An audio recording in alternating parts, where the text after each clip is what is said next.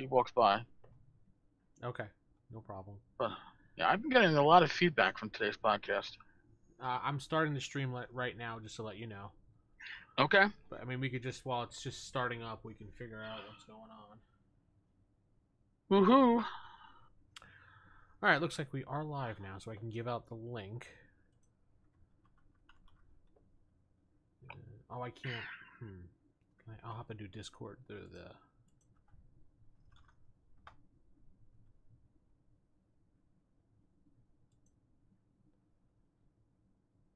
Yeah, okay, I have to do it through here. I wouldn't know how to stream Discord. Yes, the magic of streaming. I could stream YouTube. I could stream what do you call it? The Facebook. Where is it approved to put this link type thing in your Discord tavern? Oh, put it in the common room. Common? Right now, Okay. we're gonna go live.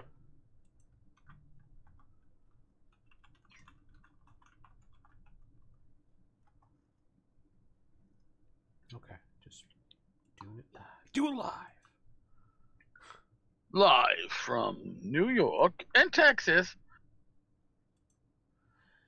That's right. We're doing it live.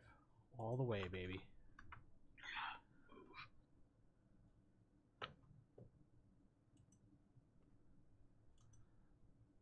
Well, tried to get James to join us today, but he was, I guess he wasn't around to do it, so I was hoping he would, but.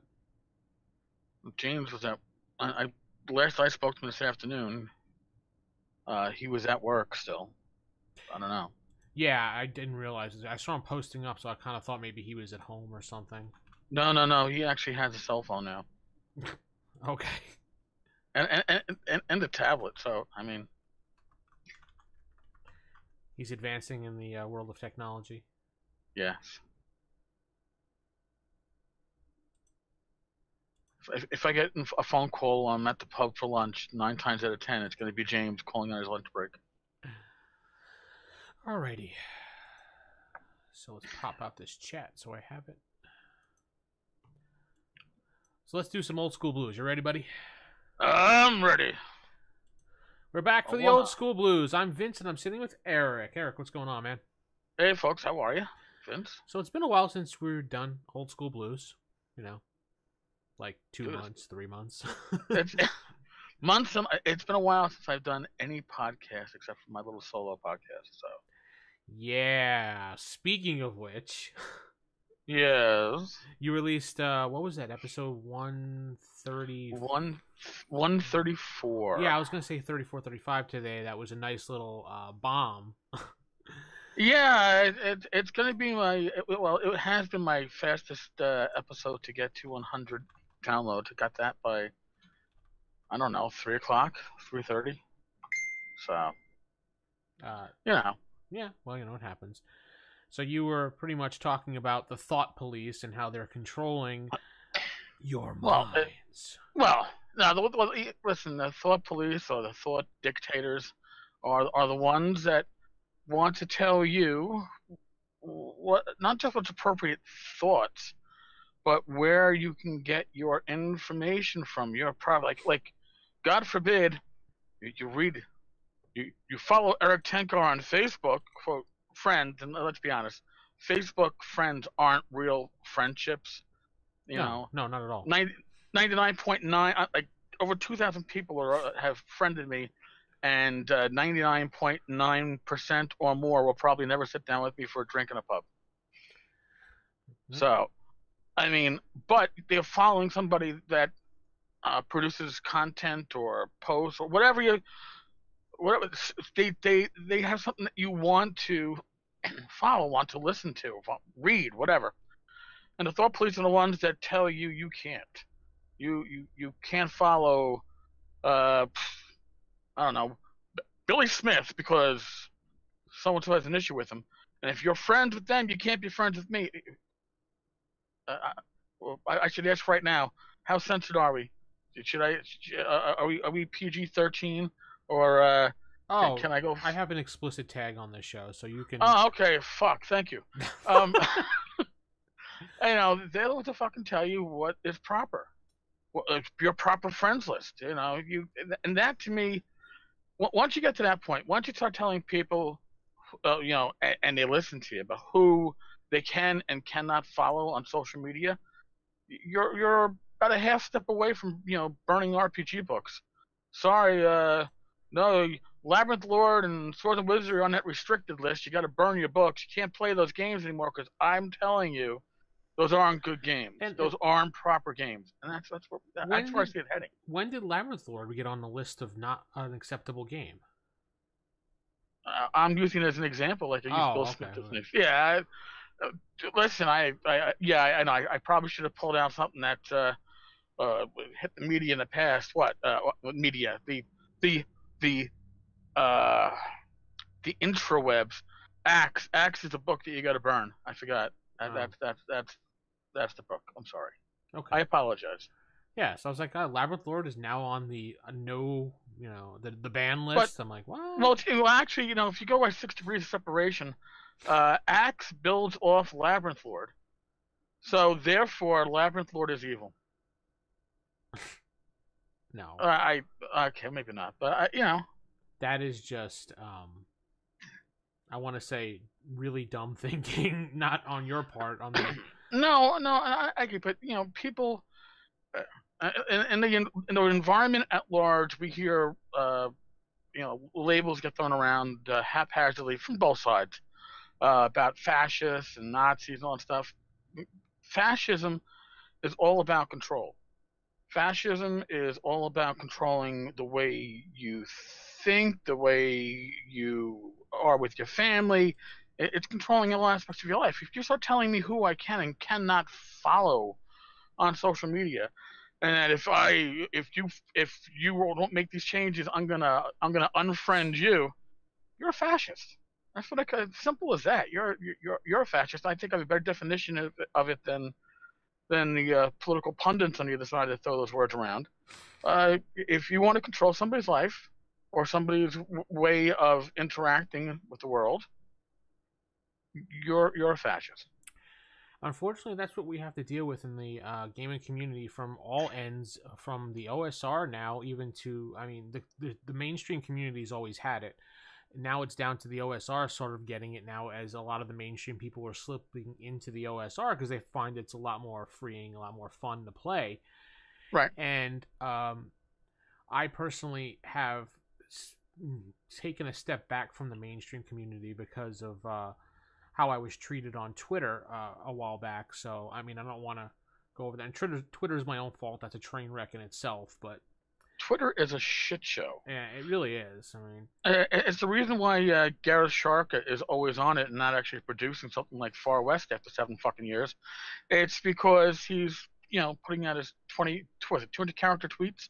Or is it 240 now? They changed it. If he could write in tweets, if he could write RPG material in tweets, he'd have been done 6 years ago. Jeffrey Goucher is saying hello to us. He's in our Hola. Chat. Greetings.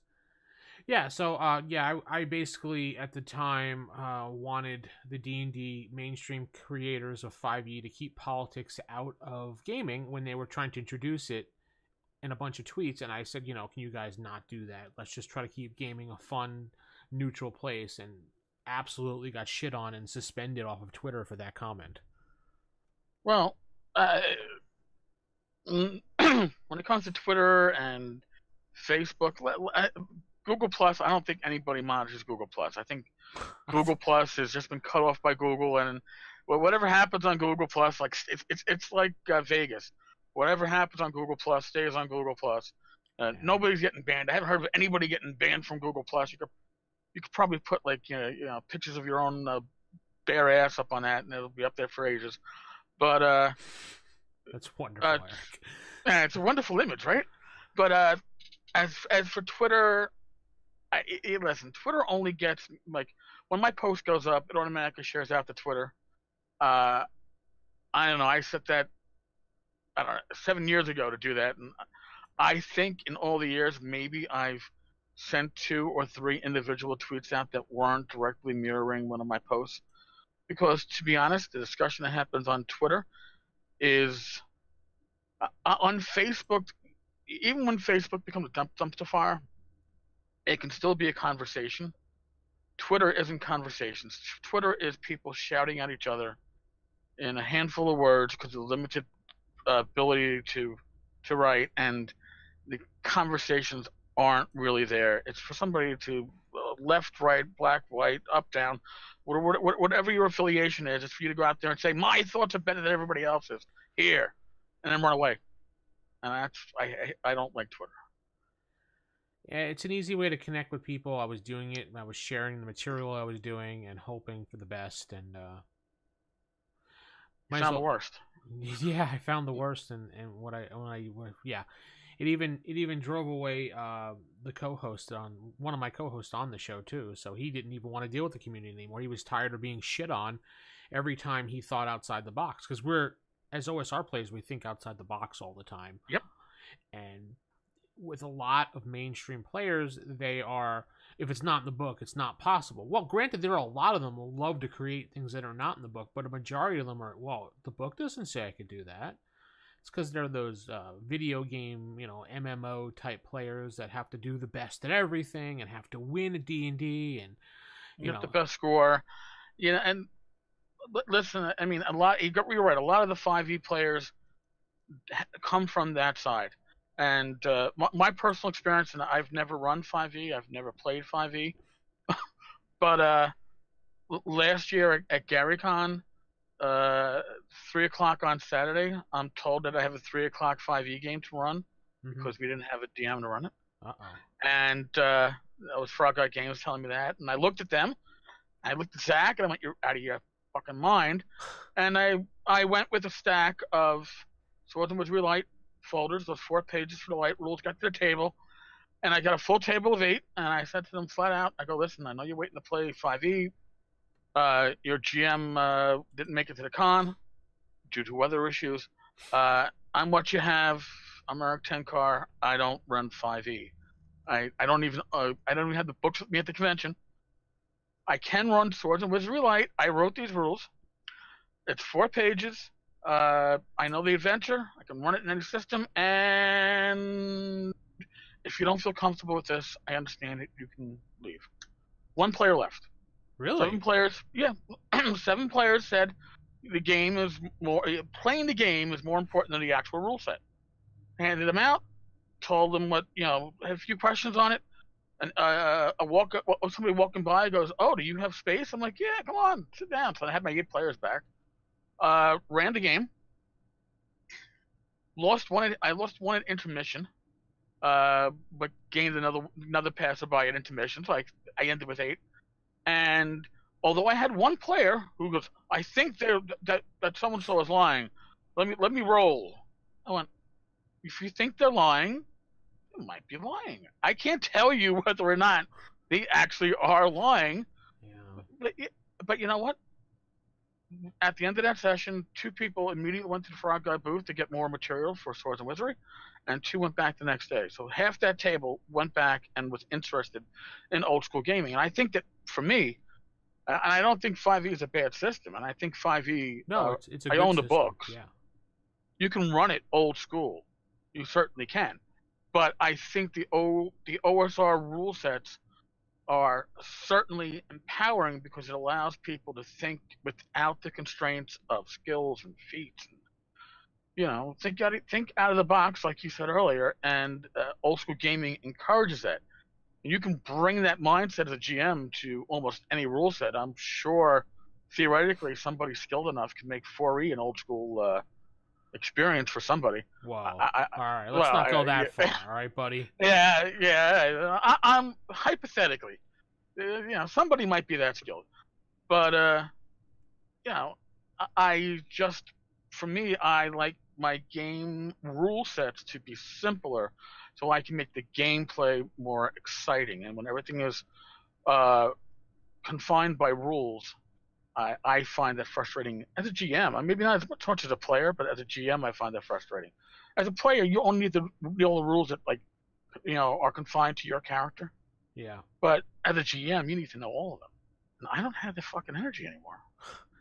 Well, it seems like the older we get, the less we want to deal with rules set and all this extra bull crap going on. We just want to play the fucking game. That's it. Yeah. I mean, No, I know definitely. whenever I'm playing any of the games we're playing, it's just like I try to figure out a way to make everything go a lot quicker and just not have to deal with such bullshit. With 5e, I dropped all the combat initiative bullshit with it. Made it like first edition combat, just roll a d6 for sides and move it around the table. Right. And that was basically it. And I said the person who held the dice got to add whatever bonuses he had for initiative.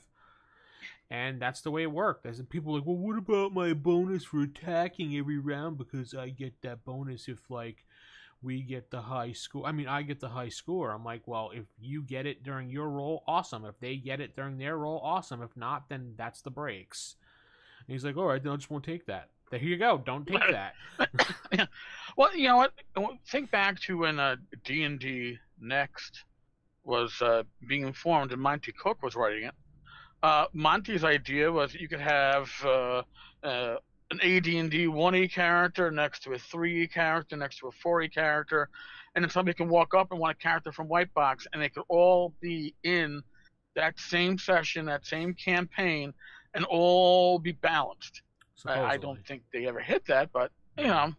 I think Monty was going for that, but then he kind of fell down a flight of stairs and realized he's not going to do that. Well, I think that he realized that that kind of compatibility was beyond beyond the abilities of mere mortal man, and the rule set probably would have been either disgustingly huge to accommodate all that. I mean, I don't see how you would deal to do it with the different saving throws throughout all the different editions. It'd be too difficult to even attempt to make everybody work on the same level.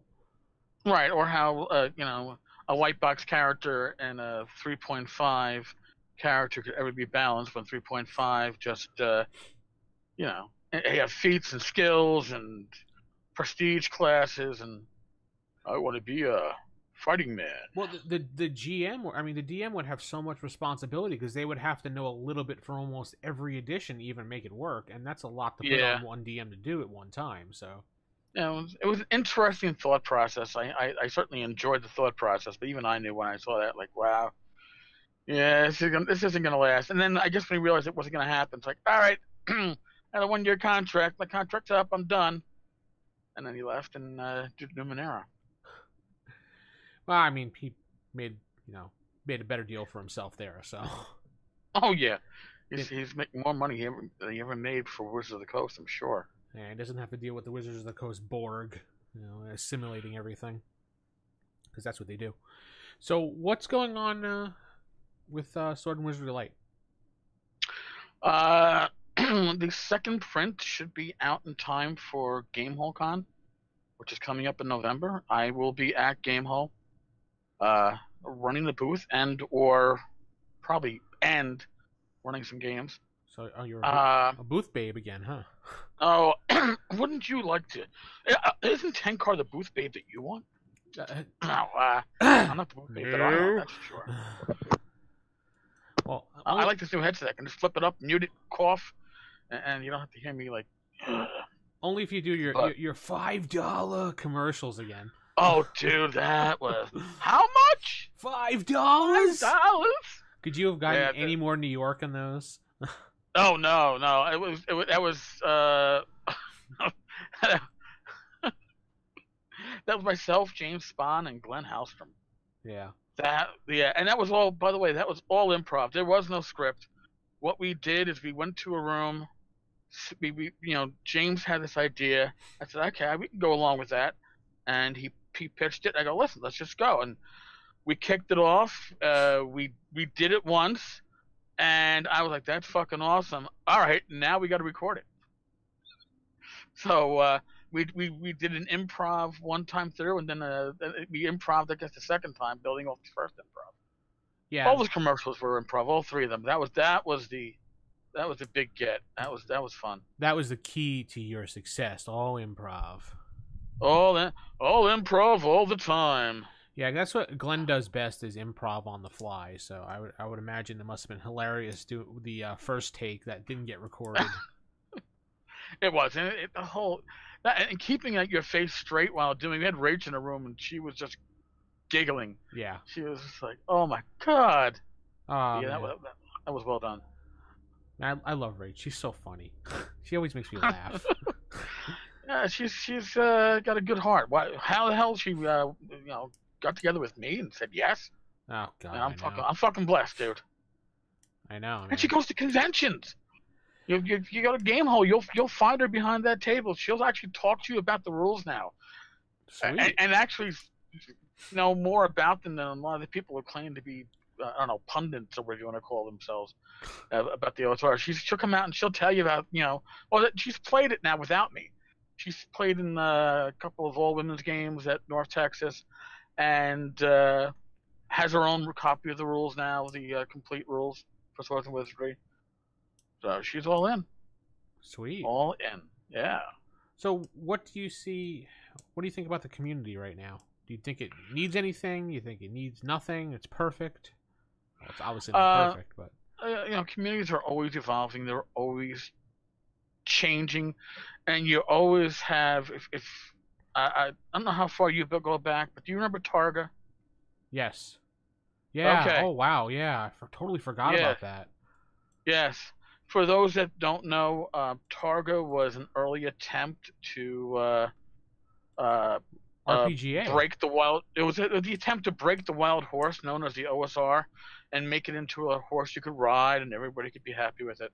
It was an attempt to control this burgeoning community at that time, and it went down burning in fucking flames because people don't like to be controlled. They don't like to be told what to do. The OSR especially. The OSR isn't just a group of grumpy old men, but it's a lot of independent thinkers. That's why you have this whole do-it-yourself section on Google Plus about the OSR. So to tell people what to do in the OSR, you're going to get a lot of this. That's going to be your response a lot of times. For those That not watching, Eric is flipping the camera off. So. Oh yeah, I'm sorry. Yeah, I forget that I got a video in front. It doesn't mean you can see the video. Yeah, I'm flipping the camera off because, generally speaking, and I know this as a cop, you tell somebody what to do, their response is often "fuck you" Well, or no, something similar. that's a New Yorker response. Well, all right, but if you ask somebody, or a lot of times you want to make people think that, oh, well, if you comply, I want you to comply. It should be your own idea to comply. A good cop is often good at getting that quote voluntary compliance. But when you tell people what to do, what to think, what to play, um, and it might be annoying in a short run, like today, last night, whatever, when I was on Tavern Chat, the weekly chat, and Oh yeah. this initially came up. Yeah, it got a little burn my ass and got me wound up. But in the long run, these voices always, these controlling voices, always fall to the side because communities. The OSR does not want leadership. The OSR looks for tent poles and flags. So the OSR is not. It's not like your milk. It's not homogenized. It's not pasteurized. Okay. Uh, but the OSR, it covers a large amount of community, and all that community doesn't necessarily like each other, but they're all producing. They're all consuming. The materials. So I think that this is just another part of the process that our community is going to go through, and it too shall pass. Pretty much like a stomach virus. It's miserable when you're going through it, but at the end you're cleansed. Well, Not necessarily fun. wasn't Targa's original goal to be like an RPGA again? I thought that's what it was, if I recall. It was, but it ventured off those wonderful paths and decided to uh, exert or try to exert control over the OSR community, and that's why it went down in flames. And that, if you look at the OSR and you've looked for anybody who has tried to take that position of I am the leader, I'll never tell you I am a leader in the OSR, the leader of the OSR. I'm an influencer, certainly, but I don't ever want to be the one wearing the hat. I don't want to be the major domo, because nothing good will come of that. And besides which, I'm wrong a good portion of the time with whatever shit I spew. So who the hell is gonna listen to me all the time? Nobody. Well, They should. you definitely are the go-to news person for the OSR. I can say that. Admittedly, and I've heard complaints from some members of my community that I've moved a lot of the news stuff to the podcast. But to be honest with you, right now in my stage of life, listening to me rant on something is a lot easier than watching me type out a rant. And it's new releases and all that other stuff, and some of the gaming conversations do happen on the blog side. A lot of those gaming conversations have moved to my Discord channel. We've got over 1,000 people on it now. Yeah. It's kicking, and that's, I think that Discord in a way is going to be where a lot of these Facebook communities and Google Plus communities are going to move on to, simply because the immediacy of the conversation is there and isn't so much there on other social media. Discord is a great tool. Well, yeah, when I heard about people using it like 3 years ago, I immediately jumped on it. I didn't really use it much, but I knew it was a lot better than Skype, so we started recording our shows in it as opposed to using Skype and Hangouts, because I couldn't stand Hangouts. And then we moved to doing these live shows here on Discord as opposed to using Hangouts, because I honestly, I can't stand when doing Hangouts, or like you watch a YouTube show when the camera keeps switching back and forth between faces and names and stuff like that. Right.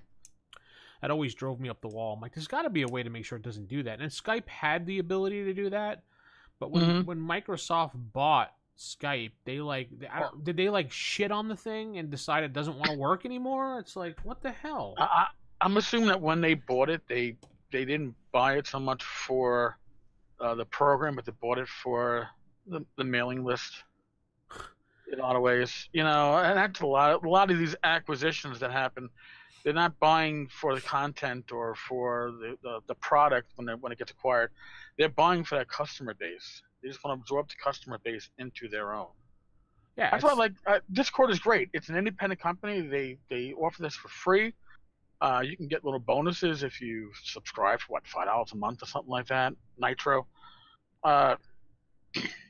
It's been awesome. It really, and like I said, a lot of the community discussion has moved to there, and I couldn't be happier. The only thing that concerned me about Discord when it first came out was the fact that the founder, and I guess he might be the CEO also, was known for starting up large projects like this and just dropping them halfway through.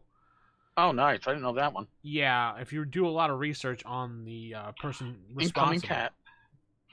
Come on. There you go, kitty. Here. I'm going to move your food. Oh, your food's by the window. Oh, my God. You got to go by the window to get your food. Bye, kitty.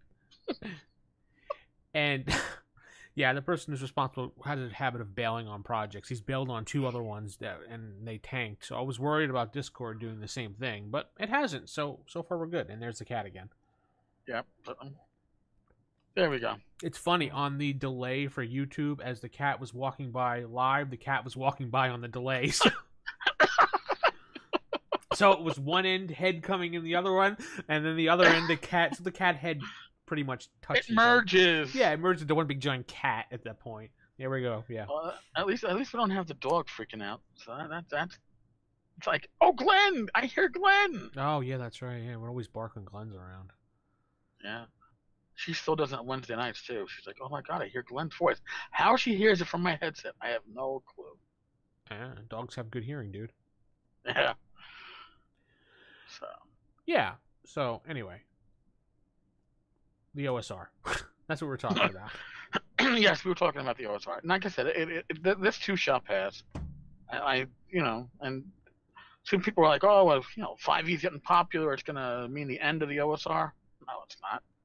We're going to assimilate people from 5E. We're going to lose a handful of people to 5E. It doesn't make a difference. Gaming is not exclusive. That's the other thing that these, the gaming fascists forget. Gaming is not exclusive. I can play more than one rule set. I can play more than one rules, more than one genre. It's not. It's not like I am married to swords and wizardry. I'm not committing an affair if I pull up my Call of Cthulhu rules and run something with that. And Well, they speaking seem to forget that. along those lines, a little bit more of a touchy subject of inclusion and everything at the table. I mean, I honestly, when I go to a public place, anybody is welcome at the table when I'm playing, and I've never seen such things happen. Cat. Yeah. That people keep talking about. Granted, maybe I don't play as many games as a lot of people, but I mean, and maybe because of where I am here in Texas, we don't have problems. I mean, most people. I mean, I went to the comic book store playing 5e, and anybody was welcome to sit down at the table. She's really active now, isn't she? Yeah. At least she's not lying on top of the camera. Oh, okay, yeah. And anybody sat at the table. I didn't care. I mean, I don't understand what some people say that people have such a big deal about it. Where are these people? Well, Where are these people? I'm getting the idea that when they complain about these gaming groups need to be more inclusive, they're talking about the private groups that take place in somebody's home, and that's where you're gaming with a circle of friends. Your circle of friends tend to reflect you.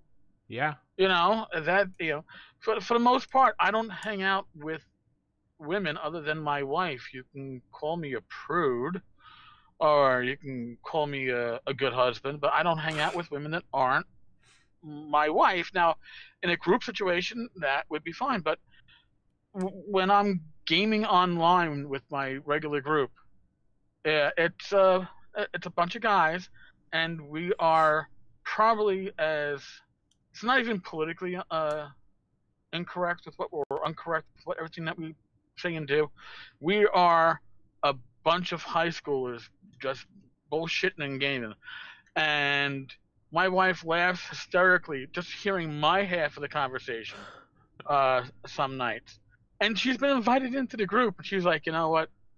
That is that has its own kind of mystique. She goes, you guys need to keep that amongst yourselves. At cons, I run games at cons. This past weekend, I had a full table. I had a 13-year-old. I had two women, 8 people total. Yeah. Nobody's getting turned away. Now, are there as many women in tabletop RPG gaming as men? No, not at all. Is the OSR more skewed toward men than women?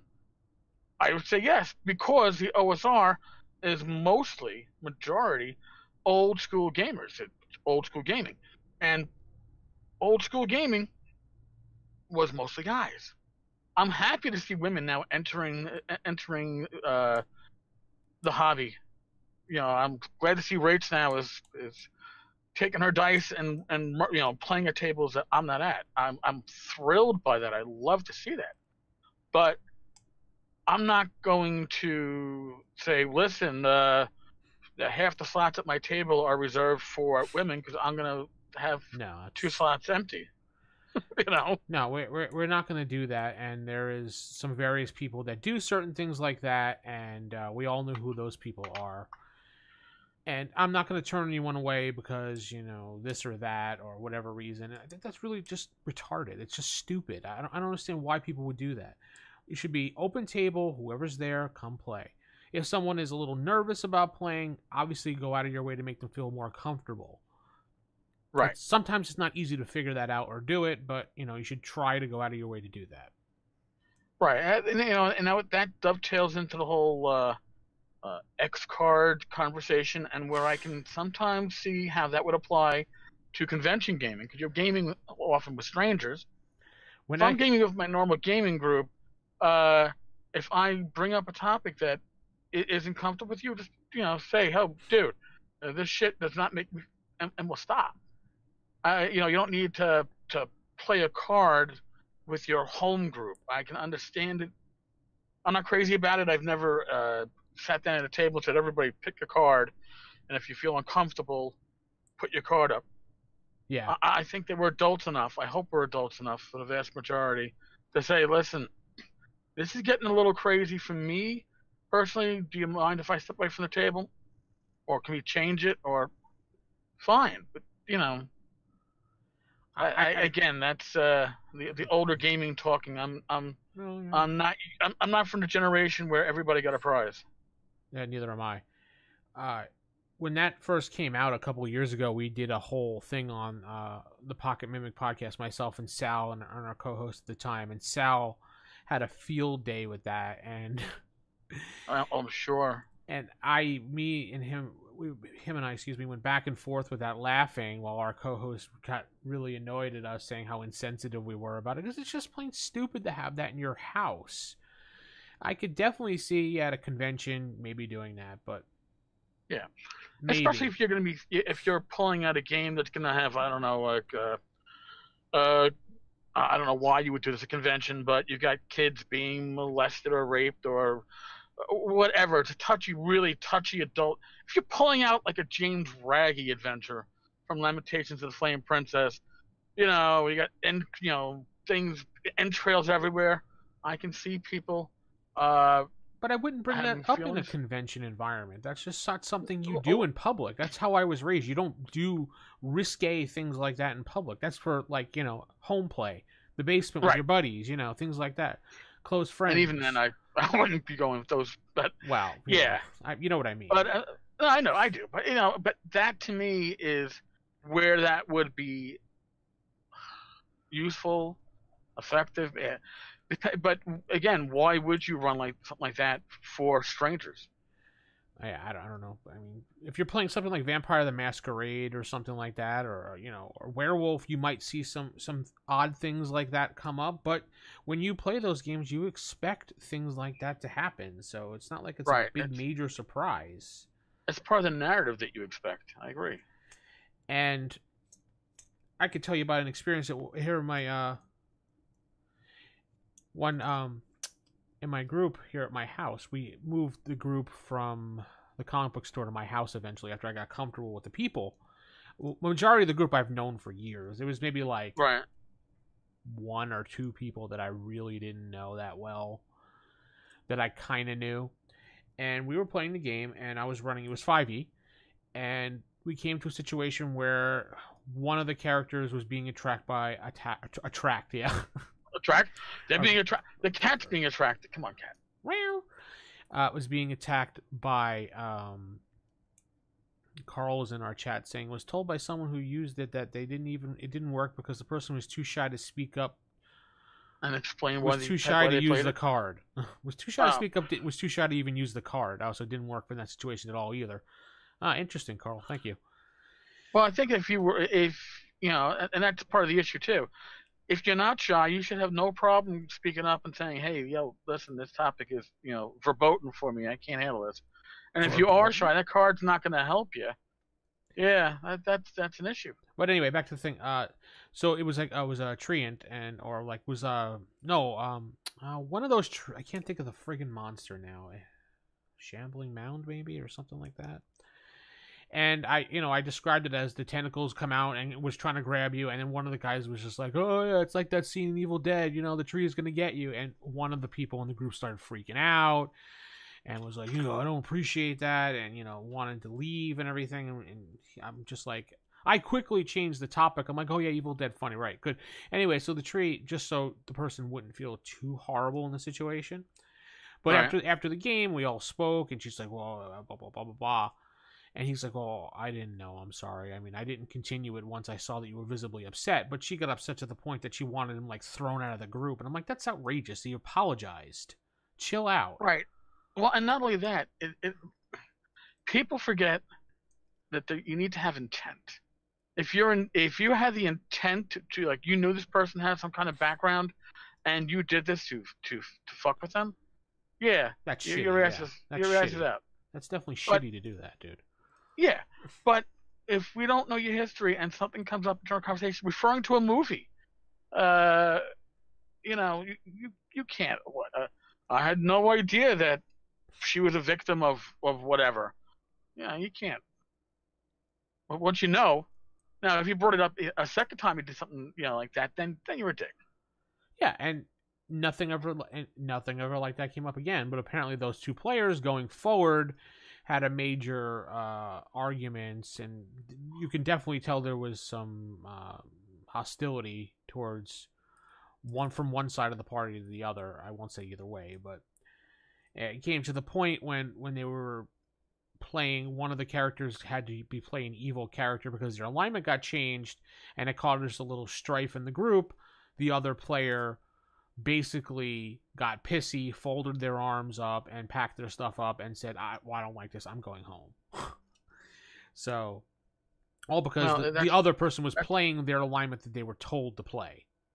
Right, that's a maturity level issue there too. Oh yeah, well, you can't control the maturity level of others. No, you can't. But things like that happen, and that person is no longer in my group. They selectively select themselves out, and that sometimes works. They selectively selected themselves out by mouthing off, and my wife hearing it and saying, "Get the fuck out." So. Whoa! When she gets to that point, and you know my wife, so. Oh yeah. She overheard it, and she was just like, "Why is that person acting like that?" She asked me when I came down. I was just like, "Well, this isn't it." And she's like, "Well, I don't like that person acting like that to that person. That was rude. I don't play the game, but I can totally hear the disdain and tone, and that shouldn't be allowed." And I'm like, "Well, okay." And she just went upstairs and said, "You need to leave," and told her to leave. So. Well, you know what? Not for nothing. That's like the OSR on a larger level. I do believe that certain elements will selectively select themselves out. Yeah. In the end. Yeah. So, they can take their ball and go play somewhere else. So what's the shining Kickstarter that we need to look out there for? What do you recommend right now? Oh God, recommends. Well, I'm sure you see dozens of things all the time, dude. Yeah, there are, and I covered a few over the weekend. Jim Pinto has one out right now. Blood Wraith. It's both. It's an old school setting, and he also has a rule set based upon Coin and Blood, the OSR rule set. I would say if you're gonna back it, and I think it looks pretty cool. It looks like a little bit of a dark setting. Back it for the setting. I think it's like $7 in PDF. Trying to think what else. Frog Eye Games has Bunnies and Burrows from Dr. Dennis Astaire, and I talked with Dennis about that game. North Texas 2017. We spoke for hours about Bunnies and Burrows. Oh my God. Yeah. I could have. I had to call the conversation when we got to about, I think, 4:30 in the morning, New York time, 3:30 Texas time. I was like, Dennis, I need sleep. I got a game in the morning. I need to go. But it's because you're old. And we play tested that game with my usual Saturday night group, using the Bunnies and Burrows light rules, and as something that probably wouldn't fly in a pickup group at a convention, but they got stalked by a cat, and remember, they're rabbits. The Bunnies and Burrows is a survival game. It's not about kicking ass, killing shit, and taking their stuff. But they're D&D players, so even though they're playing bunnies, they were trying to kick ass and kill shit and take their stuff. So they killed the cat, a house cat. It should have killed them. They killed the cat, and then, right out of the blue, one of my players goes, "All right, now we fuck it." And I went, "Whoa. What? We're rabbits. What do rabbits do? Fuck everything, yeah. Fuck everything." And it was a hilarious moment. I don't know if I forwarded that moment itself on to Dennis. He probably wouldn't have appreciated it as much as we did. But that's what you get when you play with your home group. When you play with a bunch of friends. Yeah, well. That you can. If we had that at a convention and somebody said we fuck it, you'd have everybody looking here. Is it appropriate for me to laugh at that and smile, or should I just? And then that person would be the black sheep of the convention, and the rest of their life would be ruined. So. Yeah. This guy said he was fucking a dead cat. No, my bunny was fucking a dead. Well, it's all the same. It's all the same thing. Yeah. But those are two, good old school Kickstarters that are going out there right now. So did you avoid anyone at the convention this year? No, I'm kidding. Troll Lord has a new white box set kind of on Kickstarter coming out too, so don't forget Oh, that. okay, that's cool. I had the original box set, Yeah, that little white box set they had, yeah, that was which pretty was cool. which was a cool little version. And as for avoiding people, No, you I know was what? kidding. You don't have to answer No, that. no, no. But here's the thing. I don't have to, because I'll be honest with you. I go to North Texas, even North Texas with what, 450 people, is Yeah, overwhelming in the number of people that I get to meet and greet and shake hands with. So if I didn't see somebody, it was because I was too busy meeting and greeting other people. I've got nobody to avoid. I mean, I'm sure there are people that avoid me. There's no skin off my teeth. You can avoid me all you want. Gamehole is going to be a couple of thousand people. I'm sure there'll be a number of people that are going to make a point of not seeing me. I won't even know because I'll be seeing so many other people. well, yeah, if they're making a point of not seeing you, that means you really don't care if they see you, and you'll never That's know. right. Whatever. Unless they You like, know what? well, Eric avoided me. No, no, no, no, no. It wasn't Eric avoided me. It was I saw Tenkar numerous times, and I know he saw me, but he never approached me. Because he didn't want Which to makes no sense approach to me, you. because if you saw me that many times, you could say hello yourself, and then this would never have been an issue. But apparently, I was supposed to kiss the ring or genuflect or something like that. I don't know. Yeah, I yeah. something or other. But, whatever. Yes. That was the biggest drama I ever had regarding North Texas. Yeah, when I went this year, it was pretty cool. I mean, I saw a bunch of people that I haven't seen in a long time. I finally got to meet Jimmy Spawn, so it was nice seeing him. Oh yeah. And even though it was brief, I was kind of jetting out as he was waking up and coming to the convention. So I wanted to spend more time talking to him because I love the guy, but he was just waking up and everything, and he said he was kind of groggy. He still wanted to get his smoke in and everything, so let him do his thing, and then I basically had to leave at that point. So, but it was good to see all the people that I haven't seen in a while that were receptive and pleasant. Like, a couple people didn't recognize me at all. They're like, "Oh, you're Vince. I totally forgot. You look so much different than the last time." I'm like, "Well, yeah." Dude, you do, man. You're looking good. Stop trying to hit on me, Eric. It's not proper. Well, don't tell your wife I said that, all right? Okay. And I mean it in a platonic manner. Yes, I know. Just so you know. Bro Totally love. platonic. Bro love. Bro love. Yeah. Bro love. But That's okay. yeah, there's another phrase you use, but I won't say it here. Hey. Yes. Yes. Yeah, so it was really cool. I saw a couple people that, politically speaking, would have normally shunned me, but actually extended the olive branch and gave me a handshake or a hug or something like that, and said we can always put our differences aside, and I respect those people even more that do that. So it was nice for those people. I won't name anybody by names because that's not fair. So No, because they'll be like, "Oh, why did you do that to me?" That's the reason why, whether it is the Facebook group or the Discord channel or my blog or the podcast, they're neutral grounds. I don't take sides in politics on it. I don't take sides.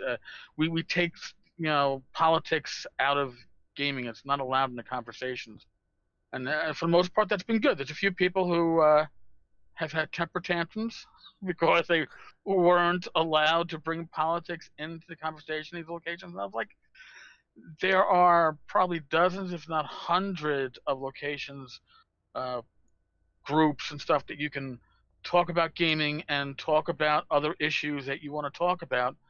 But the tavern and its different incarnations is not it. One person actually removed himself from the Facebook community, and then I had to remove them from the Discord community. So there you go. I don't like removing people. It's not fun. no, it isn't definitely at all. Anyway, so on the horizon, I don't know when we'll be back for another episode. When we probably whenever we have some time, but Yeah, I'm up for it, dude. we had to get Glenn involved. This was kind of an impromptu. Hey, what are you doing? Let's do it. And Glenn wasn't around, so we'll have to get him involved next time. Glenn will be fun. He's like my co-host on the Tavern Chat on Wednesdays. Well, Glenn is definitely a host in life, so. Yep. Oh, some people have asked. So yeah, Mazes and Pearls will be getting a second edition eventually. It's in the process of being finished up right now. There might be a Kickstarter coming out real soon, which I'll have to pray that it passes the 10 card test. So Your last project went well, and I think you'll be fine. Come on, the 10 card test. It is not like a litmus test, and it's not like a pregnancy test. It's like the rabbit died, your Kickstarter is gonna fail. No, it's not like how it it's works. like it's like the Bechdel test of gaming for Eric. No, I'm kidding. It's not that bad. Yeah, but that'll be happening. So I know some people were like, "Well, what's going on?" It's just it got backed up a little bit because of Gen Con, and then the company I'm working with, they wanted to back it up just a little bit to get some more details done with it. So that's that. There you go. So with that said, I think we're gonna get out of here and say good night to everybody, and hope everybody